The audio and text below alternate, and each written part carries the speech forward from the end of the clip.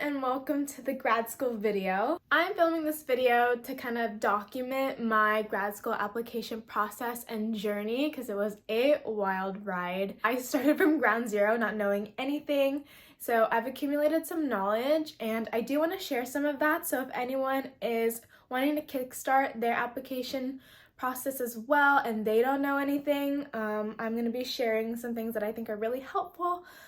If you've done some research already on the grad school process, some things that I may be sharing might be obvious and you might already know, but I do share some things from my perspective that I think could be a little helpful. So without further ado, let's get into the video. So this video is going to be covering a lot, but as an overview, I'll be going over the schools that I applied to, my reactions, my background and stats and timeline, and then ending it all off with some tips that I feel like I could share.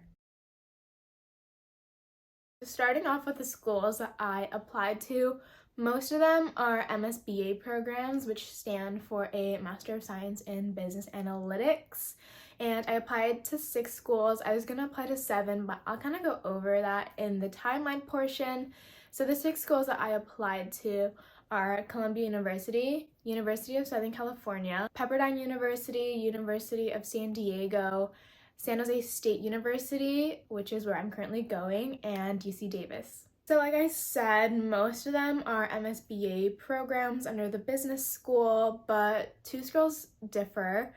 Columbia University, it is an MSBA program, but it is kind of a hybrid offered by both their business school and engineering school. And then San Jose State University, they don't have a MSBA program, but they do have an MSDA, which is a Master of Science in Data Analytics, so I applied to that. Going into the reactions portion of this video, I apologize. It is not going to be like all the other reaction videos. I was not able to get the exact moment when I opened any of the letters. But I do have some after reactions, which I think is pretty close to my reaction when I saw any acceptance. And I want to start off with Pepperdine. Since they let me know my acceptance really early, I will show you guys a screenshot, and I hope this suffices, of my letter. I think in my screenshot you could see that in the title of the email it already said congratulations. So when I had my email notification pop up on my phone, I already knew, so I couldn't really record. A week after I got my acceptance letter, I got this in the mail from Pepperdine, which is honestly so surprising, and look how cool this is. So the first thing in here is a giant Pepperdine Business School tote. The next things are little pamphlets, I think just talking about the school. And then you have a notebook, again with the Pepperdine Business School branding on it, super cute. Then you have a little stylus pen. And lastly, this is the USB drive that they give you. Going into my Columbia reaction, again, I didn't record the exact moment when I opened the letter, but you do see my emotions afterwards. Warning, it's very emotional. I'm a very emotional person, so I hope you guys enjoy. Guess who's crying? I got into an Ivy League! Look. That was really fast. They said it was gonna be months. How long is it supposed to take? Months? When did you turn in your application? February 13th, 2 days before the deadline. I didn't even submit any test scores. For USC, same thing. Could not record when I got the email. Similar to Pepperdine, they gave me an email with the title already giving me a clue of their decision, so I could not record. And I was also in class, so I think it would have been a little bit embarrassing, but I did vlog some things, so enjoy. Okay, I'm in class. Oh my god, I'm so red. Do you see my chest? Anywho's, I just got my acceptance to USC. You guys, I just got out of class, but you guys saw the email I just got from USC. I'm walking now to some event, but yeah, I wanted to record like my actual reaction to seeing the letter, but I couldn't because they sent, well, you guys see, they sent it in an email, not a decision portal update situation. So that was as raw of a reaction I could give you guys. But yeah, I got the email like 4 minutes before class, and it was really exciting. My heart started beating fast, and I updated my professor right away, and it was just such a great time. As of right now, I'm still missing my San Jose State reaction video. They're taking quite long, but honestly, I decided to just film this video anyways because whatever the decision is, I don't think it will impact my decision process in choosing a school, so yeah.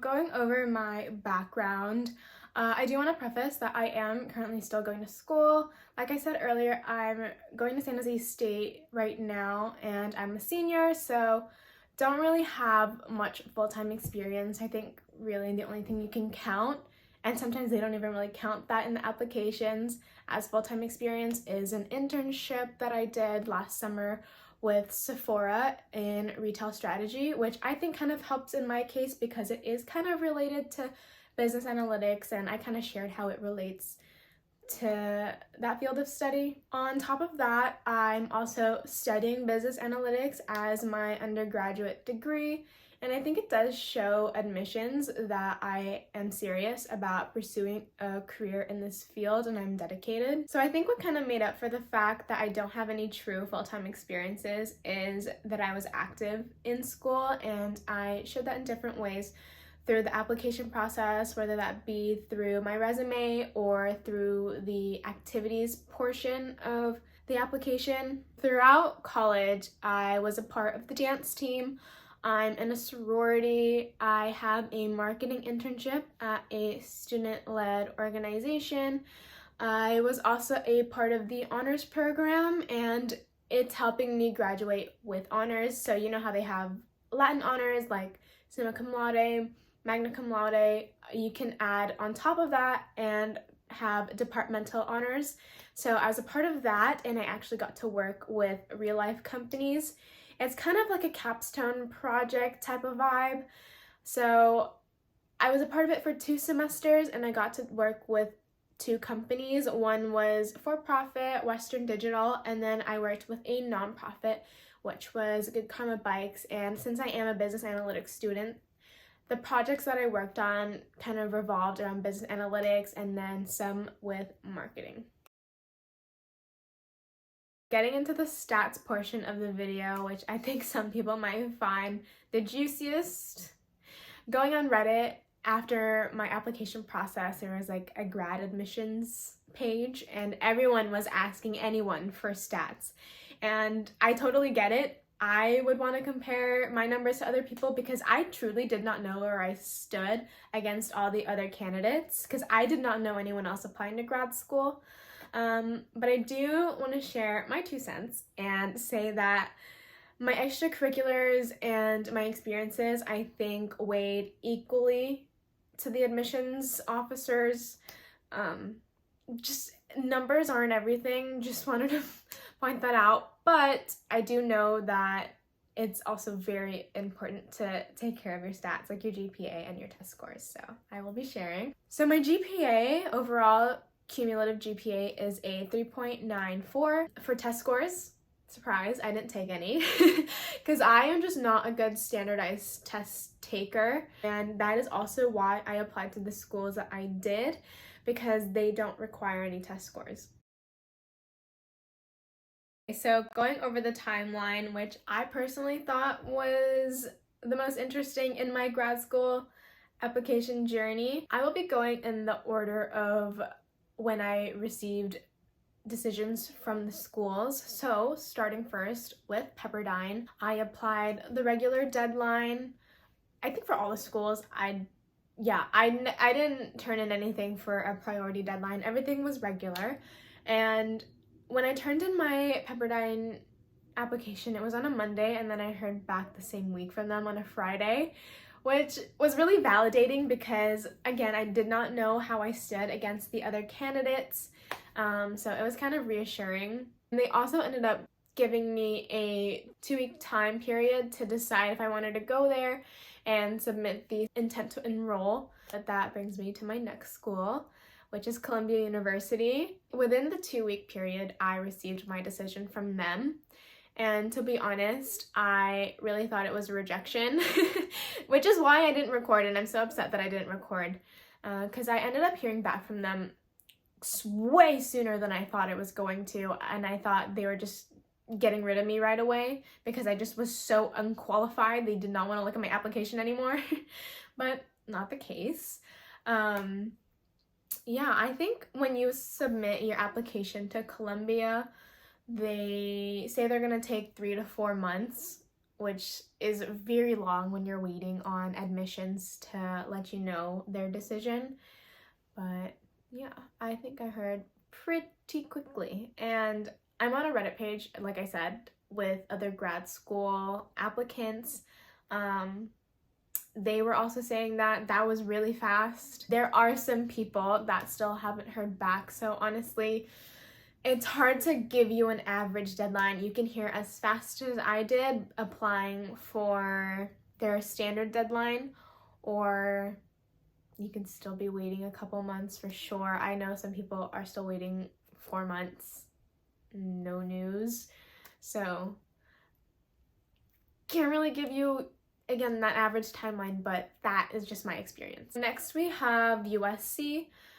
They took the longest to, actually no, I mean I haven't heard back from San Jose State, but compared to Columbia and Pepperdine, they took the longest to update me on my decision, and I was kind of expecting that because their second round, I think, experienced a 15-day delay, and that ended up delaying the decisions for my round, which is round 3. Moving into the other schools, like I said, I applied to 6, and I withdrew from 2, and that is University of San Diego and UC Davis. And then San Jose State, I still have yet to hear back from them as I am filming this video, so yeah, that's the update. So I know the interview part of the application process was missing from all of those timelines that I just shared, but I personally didn't do any Zoom interviews with someone. For Pepperdine, I didn't do any interview at all. Columbia, I did kind of a higher view video interview. If you have applied for internships or a job, you kind of know like the situation. They already have a preloaded question and you just record yourself answering them within a certain time frame. So I did that. That was like the day I ended up, or the day it was due. And then USC also didn't require a interview. What they did require though was a video answering the question. So I think that's kind of interview vibes, but not really. So yeah, I didn't really do any interviews. Okay, so now I'm gonna go into the tips portion of this video. It's quite lengthy, so I have my laptop over there to make sure I stay focused. And I do want to preface that the information that I'll be sharing is definitely probably catered more towards undergrad students, from freshmen to seniors, and towards people that don't really know much about the grad school application process. Like me, they are starting from ground zero and they don't know where to start. So hopefully the things that I'm going to be sharing can help kickstart your journey into applying to grad school. Starting with tip number 1 of what to do, I think you really need to personalize your personal statement. That's really the only essay that I wrote. I didn't write any statement of purposes. I know that that's also a popular thing to submit, but all the schools that I applied to only needed personal statements, and yes, there is a difference. I think my game plan for my personal statements was to just really be true to who I was, and I know that sounds really cheesy, but I think it helped the admissions team get an idea of who I was through a document. I focused on a couple of different things in my personal statements, and that was my goals and my experiences and why I wanted to be in the program. There are questions that you typically have to answer. Make sure you answer them, but usually those questions lead to those kinds of answers, like your goals, your experiences, all that stuff.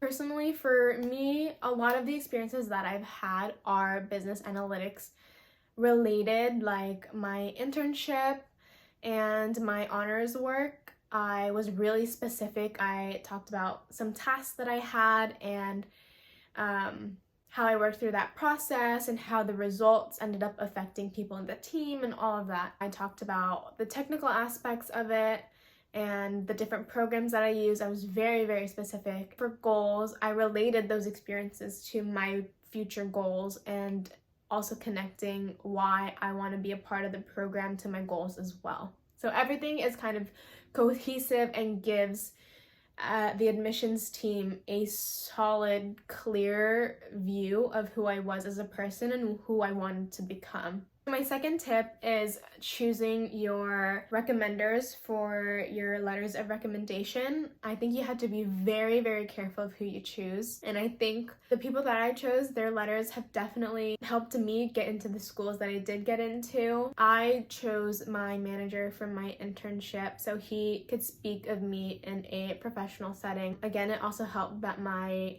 internship relates to business analytics. I also had letters from 2 of my professors, and they're not just any professors, they relate to my field of study as well. So I had someone that taught me statistics, and I had someone that taught me quantitative analysis. So they could speak of me in that way, in a technical aspect. If I were to get a recommendation letter from an English professor, I don't think their letter would be as impactful as my stats professor's letter. My third tip is for the people that don't have much or any full-time experience. Don't be shy to share your extracurriculars and the organizations that you've been a part of on your application.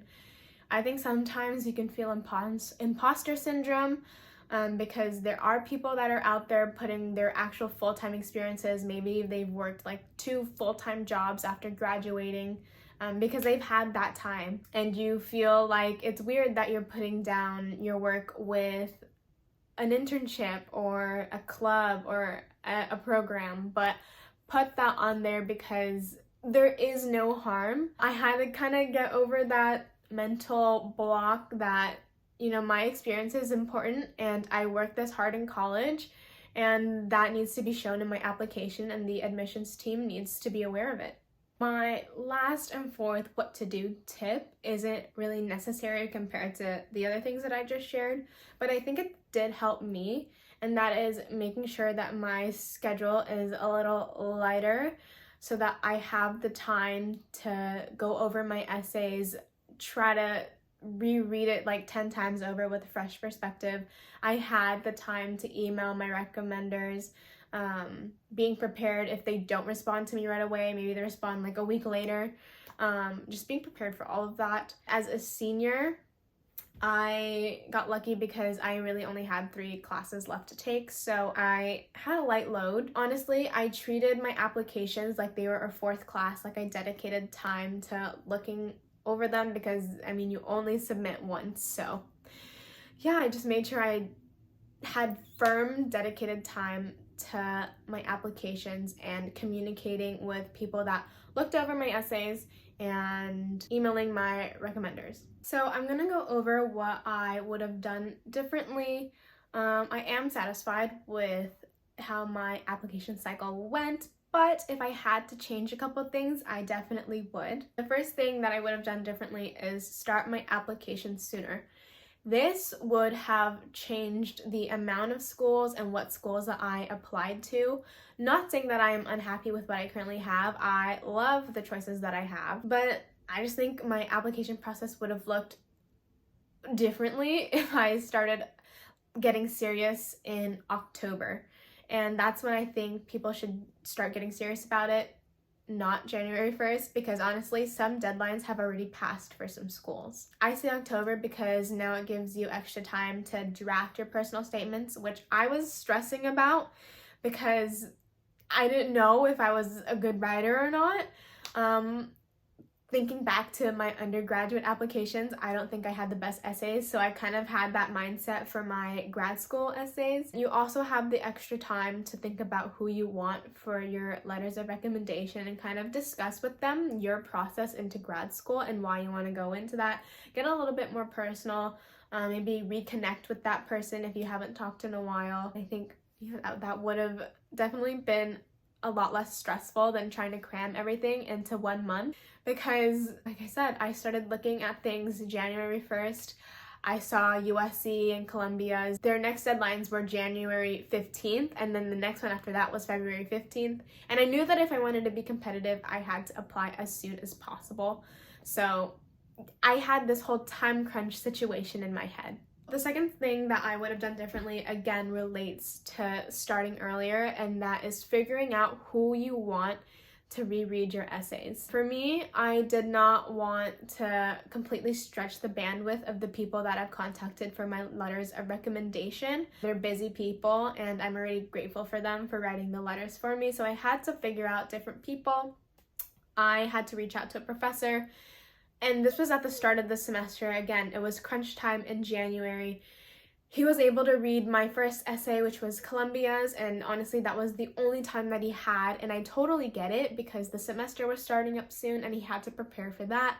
And then I had one other person reread my Columbia essay and my USC essay, and not really any other essays because he's also busy. And luckily, this person is an alumni of San Jose State University, and he currently goes to Columbia for grad school, so he was really helpful, but I also didn't want to stretch his bandwidth because he's a grad student at Columbia. I did not want to stress him out, and I don't know, I just felt really bad asking for people to reread him, and honestly, those are the only two, and me just rereading it like tens of thousands of times, just trying to figure out how I could better word something, lessen words here, because I write a lot.